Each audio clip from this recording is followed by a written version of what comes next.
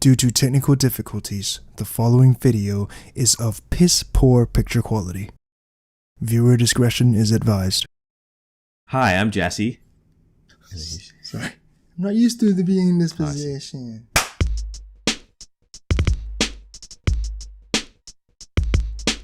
Hi everyone and welcome to episode 21 of the Gaming Podcast. My name is Jeff and joining me is my co-host, Jesse. Hi there.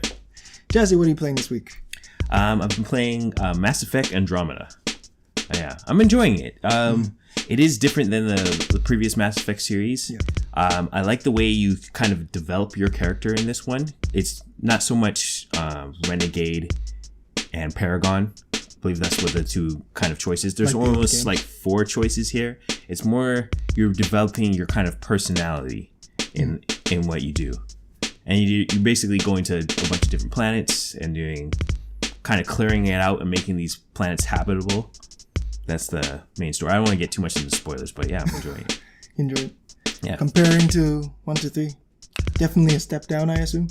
Yeah. So far, it loses some of its magic, but it's still a good game. I feel. Okay.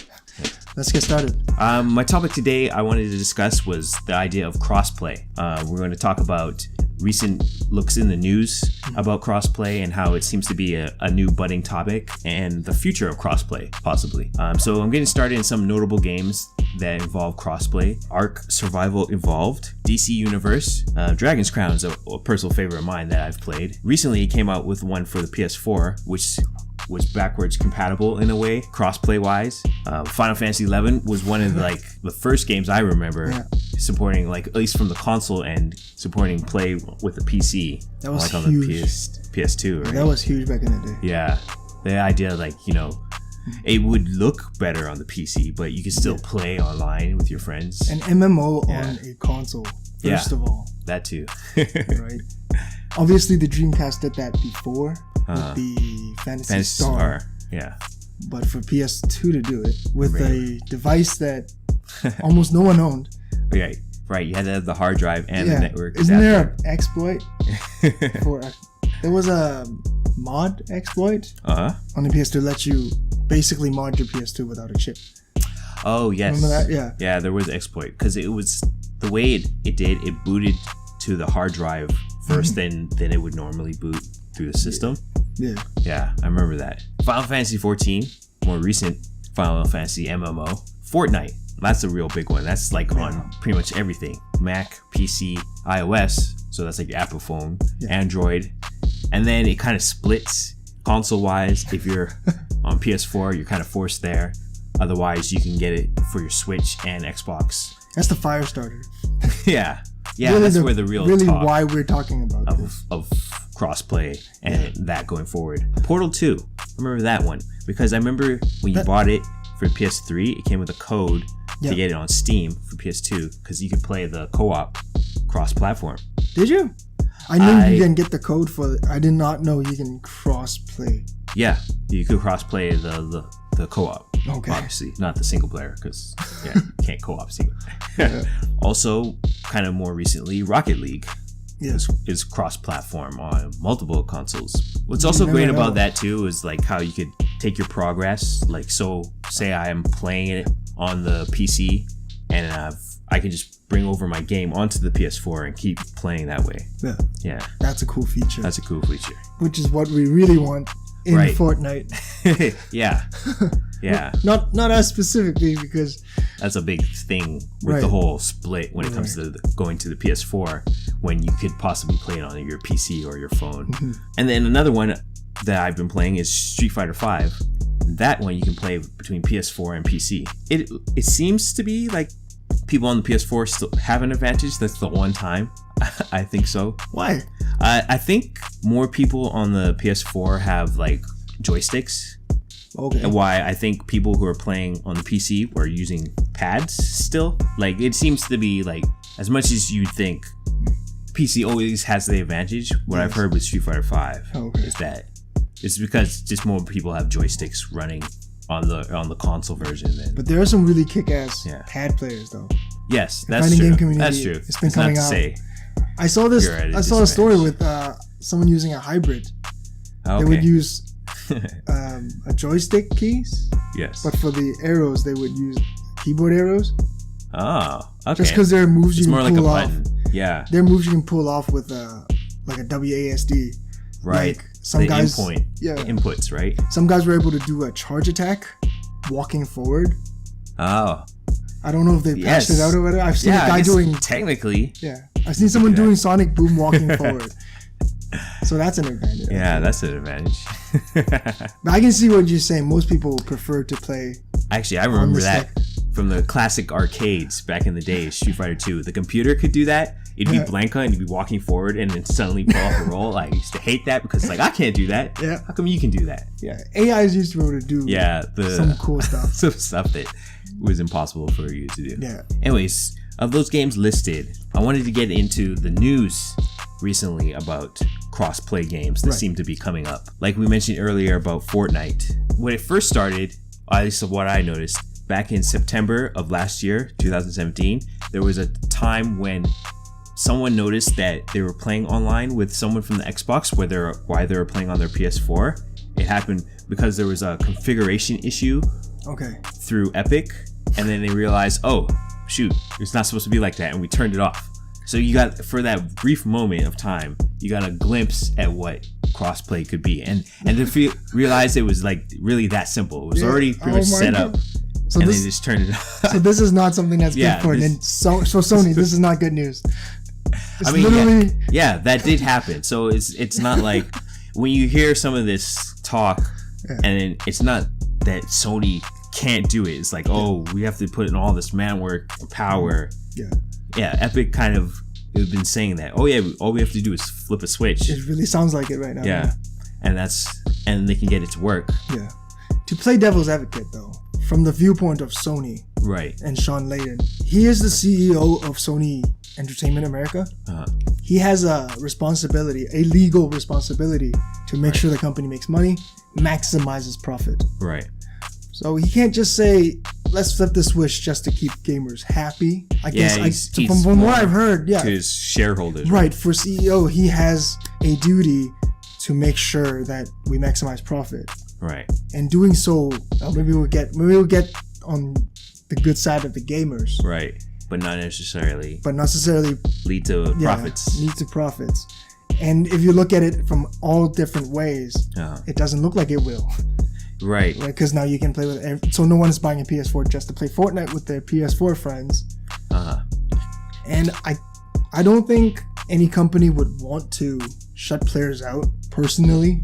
I just think in terms of business, if you can't show that doing so will open up doors to more customers, it's not something that they're really able to do. How you explain that to your shareholders? Yeah. It's not like they're gamers. Right, because they were saying the issue is that people can buy items and stuff from other consoles, and then if they bring it over, it doesn't mean that Sony gets any part of that. Right. So that means comparative, they bought it, through the PlayStation Store or in game, they still get a cut, but they don't get a cut if it's from another platform.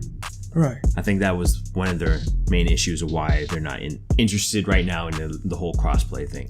I read an article saying that they are looking for ways to work things out. I'm guessing that obviously on the business side.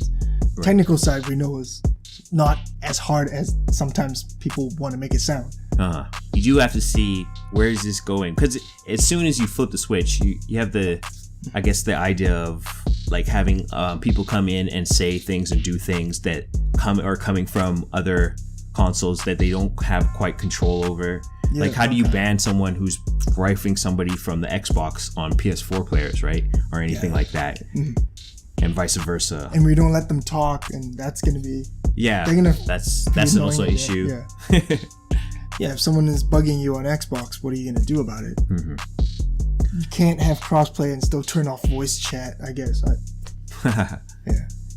Also, in the news recently, someone asked the developers of Fallout 76 why it's not cross-platform, and they said that also that it's partly Sony's fault because they don't want to play nice. But to play devil's advocate, I don't know if they said why can't they just still do it with the other consoles? They're just not going to do it at all. Is that the whole thing? They never said can we still do it between PC and Xbox? Okay.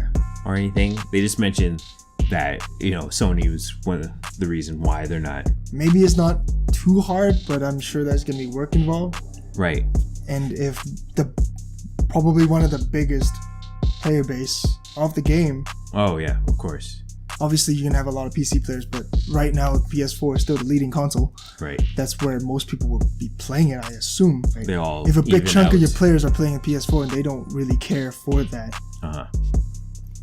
Cut out the work, maybe. Also, recently, the game Warframe is coming to the Switch. And again, people have been asking whether or not there's going to be cross-platform play for that game. Even though that game has never had cross-platform play. It never had between PC and PS4, or PS4 and Xbox, or Xbox and PC. But that still was asked. It makes me wonder, is this the new loot box argument? Are people going to ask, are loot boxes in your game? Now are people are asked, is cross-play in your game? Is that the new thing now with multiplayer? It sounds like a Nintendo problem. That's what it's starting to sound like right now.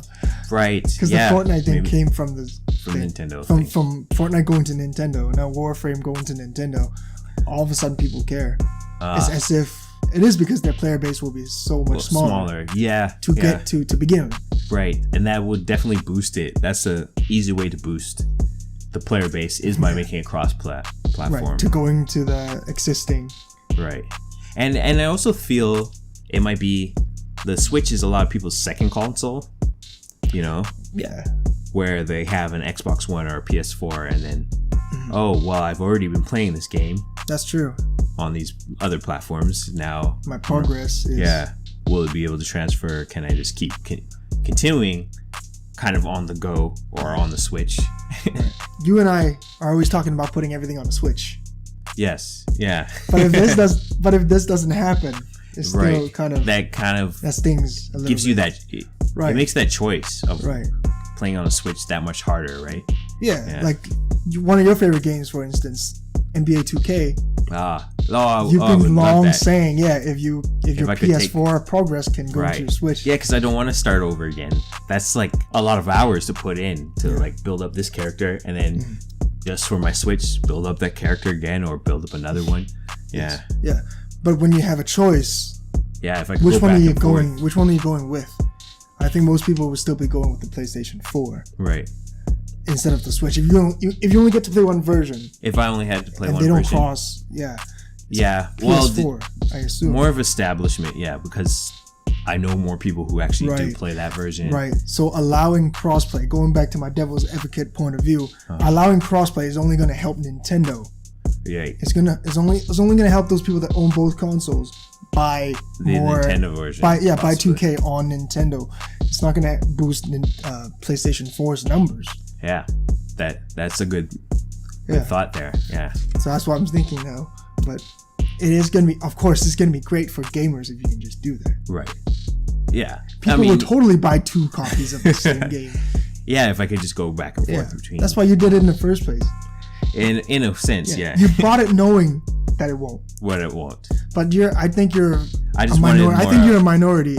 I wanted a more portable version because that's what I've always wanted for the longest while. Yes. When I had my Vita and my 3DS and my DS, I wanted a portable NBA because I've always been playing NBA forever. Yeah. And it was not the fact that I go that hard on it, compared to the console version. It's just occasionally on the go, I want to play NBA and have that option. Recent news, you might have seen the posters out there for Minecraft when it came out on the Switch and the cross-play platform between the Xbox and the Switch version and how they kind of left out Sony. It was a little shot to them in a way. It was a clear red and green. Yeah, red and green. This is how you play. That was on Twitter, was it?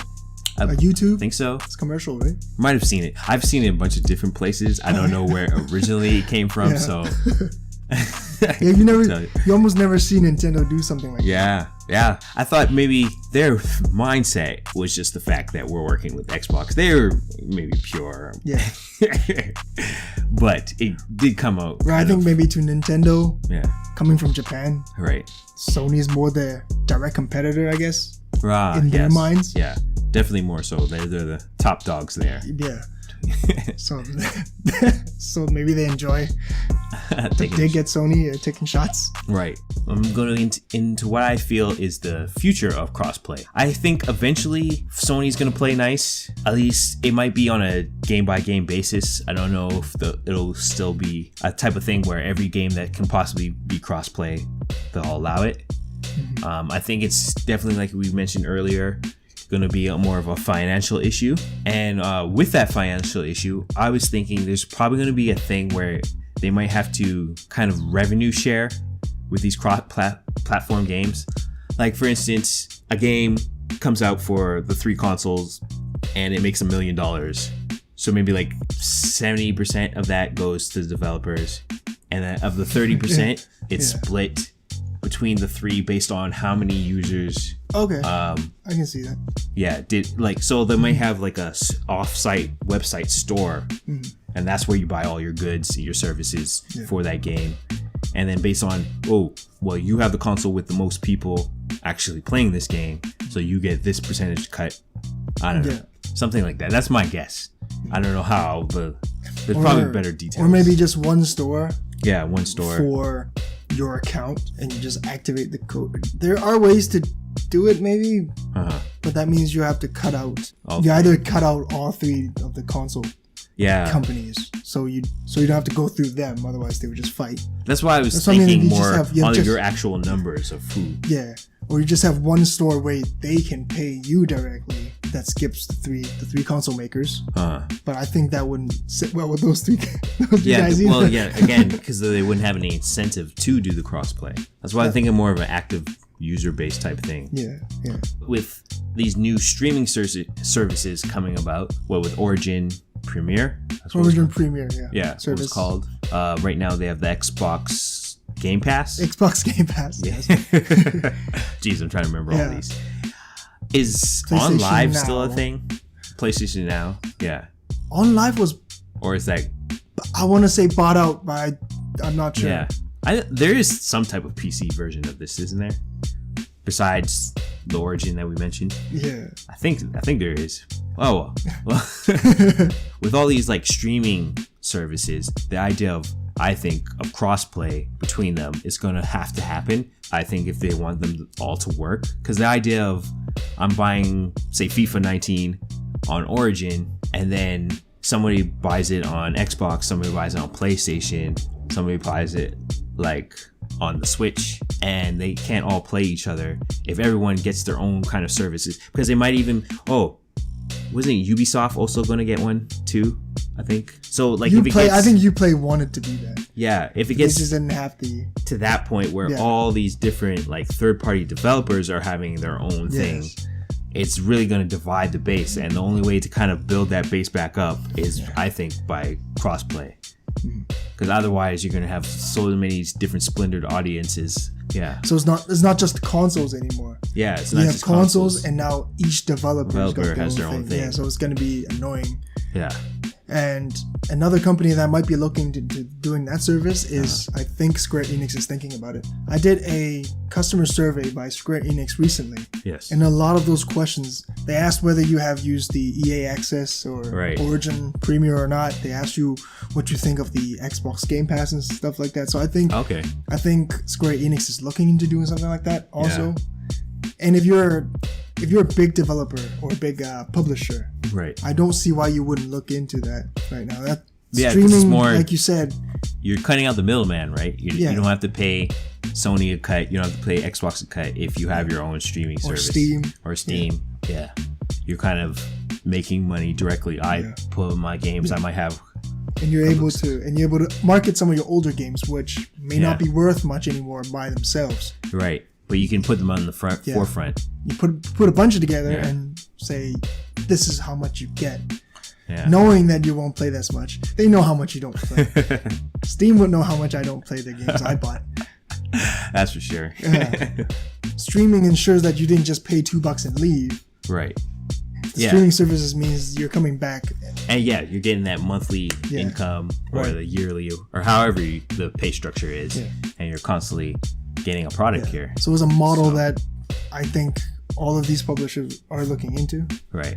And if they're all going to do that, like you said, that player base would suffer really in more than just 3 ways now. More than just the 3 ways. So crossplay, I feel that's definitely part of the future there. Like, I think it's going to happen. It's going to happen. Like I talked about last episode, mentioning that Xbox, when they were leading with the 360, they did not want to play ball with Sony. Yeah. But we also talked about nowadays how people go online and play games is different. Yes. The whole how people view games as a service is completely different. You got to evolve with it. I think right now I think Sony is working towards that. I do think they are working towards that.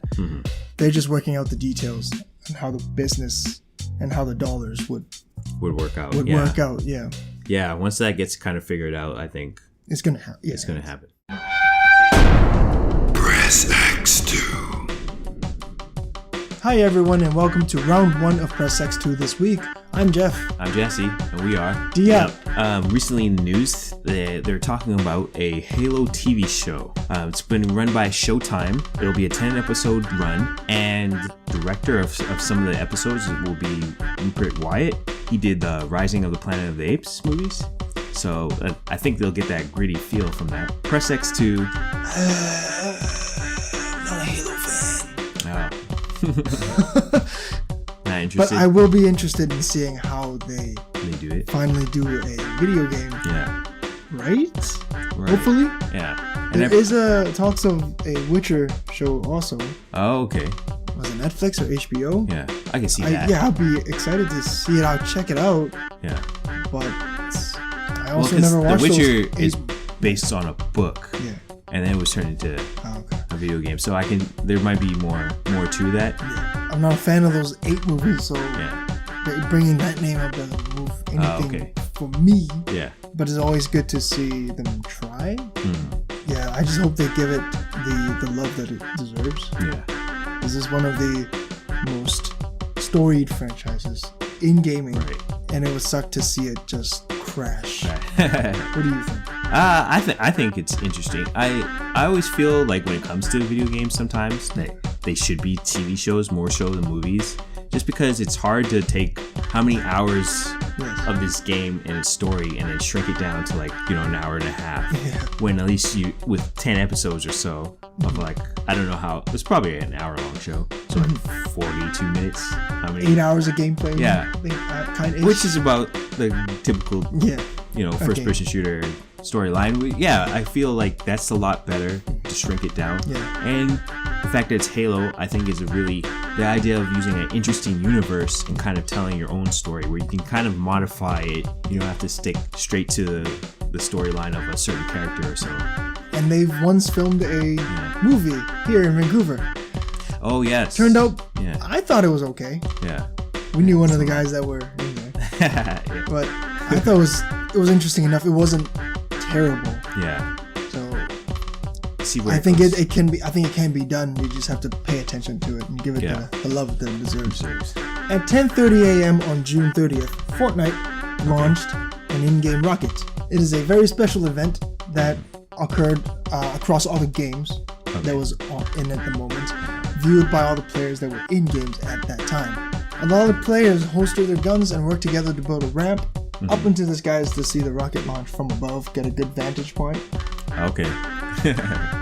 And one player named Elemental Ray used that to their advantage and destroyed that tower of ramps. Oh. He ended up killing 48 players in that one match, setting a brand new record in a single solos mode. Press X2. Gotta love the troll. Oh. If you build it, they will come to destroy it. It's funny. There's always got to be that one. Yeah, there's so many players. This is a solo mode. This is a battle royale game. Everyone's trying to survive. Right. But so many players were trying to see this event so that they come together, band their resources together, and build this thing. It's it's a microcosm of the world in general. Like, you know, as soon as a whole bunch of people want to get together, do something nice, there's got to be that one person who comes in. It's got to be, got to take advantage of it. Yes. Let me tell you something about my good friend Jesse. He lives by the rule: you snooze, you lose. That's why I thought it was a good. I thought you appreciate the gesture. I do. I thought it was. He comes say, hey, you forgot what type of game this is. Still, you came in here. This is the rule. I thought you liked that. Yeah. There was a case between Bethesda and Warner Brothers. Apparently, Bethesda is suing Warner Brothers because the Westworld mobile game, they say, is exactly like Fallout Shelter. I mean, that might be the case because it was made by the same developer, Behaviour Interactive. But what I've heard is that it, by a code basis, is exactly the same. So much so that certain bugs that happen in Fallout Shelter also happen in the same game. So, press X2. Press X2, take the side of Bethesda. Yeah. I think so, yeah. Man. Yeah, you got this one company to kind of make your game. Yeah, they asked you to make a game, and then I would understand if you take parts of it. Yeah, if it's similar, because it's similar. Yeah, things that you've learned. But this is really just a change of a skin, right? Seems like it. From so much so that they wanted to sue. Then you deserve. Yeah. I think. Yeah, when I heard that, like, the same bugs were happening, so I was like, oh, okay, that's different than. And I'm sure they've already had people that have cracked the code of the app. Yeah. And they found the exact same strings and lines of code. I wonder. Is that even allowed? I wonder if this probably happened before too. I mean, I guess this one is so blatant that they decided to sue, but I could see the idea of a developer making a similar game for somebody else and using kind of the same code, but I guess this was property of Bethesda and how they use that code. I heard Niantic is gonna do a Pokemon Go like Harry Potter game. So without a doubt, the formula is gonna look the same. How things pop up in the world will be the same. Are they in trouble of that? Like, is Niantic possibly going to be running into legal problems with Nintendo now? I mean, you think it would just be on a intellectual property thing. I can see if they own the rights, they own the rights, I guess. I'm glad you asked this question because my question is kind of tied to coding and games and stuff like that. Okay. Blizzard's patent for the play of the game system in Overwatch has been granted by the U.S. Patent and Trademarks Office. Okay. The system is used to rewatch a particular player's highlight at the end of the game, which is deemed the best by the game's engine. Press X2. They're patenting that? They've patented that. They have the patent for it. So they're going to crack down on... They'll maybe crack down on games that have similar systems in the end of a game. Okay. There are apparently a lot of Overwatch clones out there using that kind of system. Right. They take a timestamp and they replay it. And the patent also include the social sharing feature of that player of the game. Right. Based on those patents, I don't know if they're looking to crack down on other people so much as they might be looking to sell this feature, sell this kind of tech to other games. That's true, yeah. That's the way I look at it. Like, oh, okay, we figured out this cool way.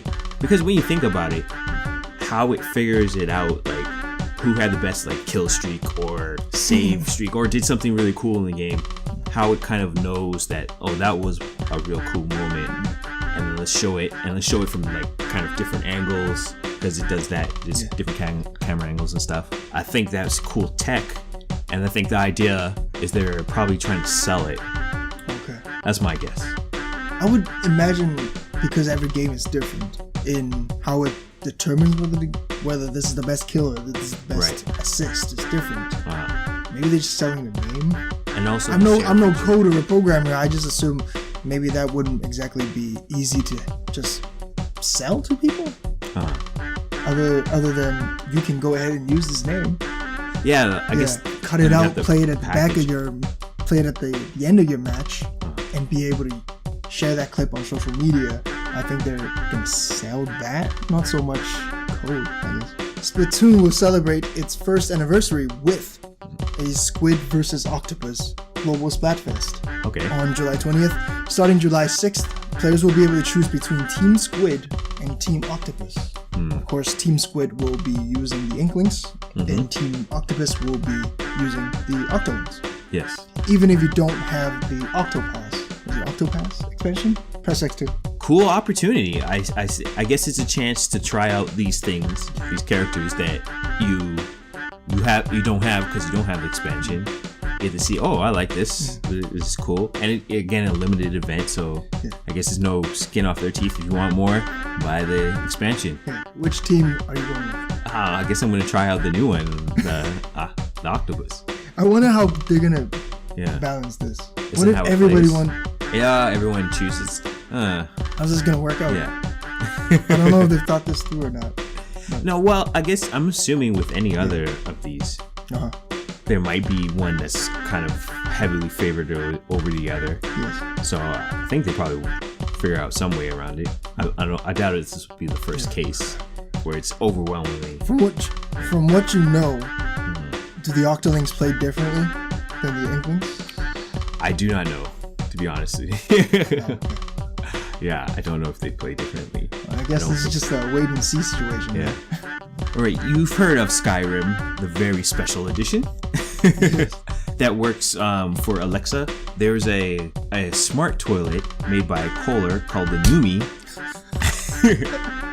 that uses commands from Alexa, and so they've installed Skyrim very special edition into this smart toilet. Brix X2.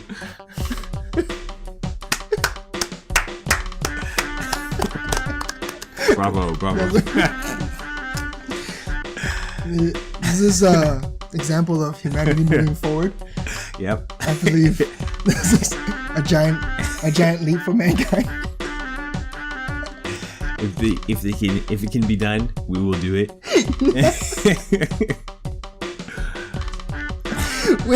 Hey, so you have something to do while you're on the toilet, right? But how long are you gonna be on there for? Can you pause and bring it back again? Continue where you left off. Oh, cha! You know the commands you say? Is that really? Yeah. Use the command. Yeah. Relieving myself, or? That's the command you use to use the magic. See where this goes. Oh my gosh. Toilet humor. Can't wait for can't wait to do the thumbnail for this one.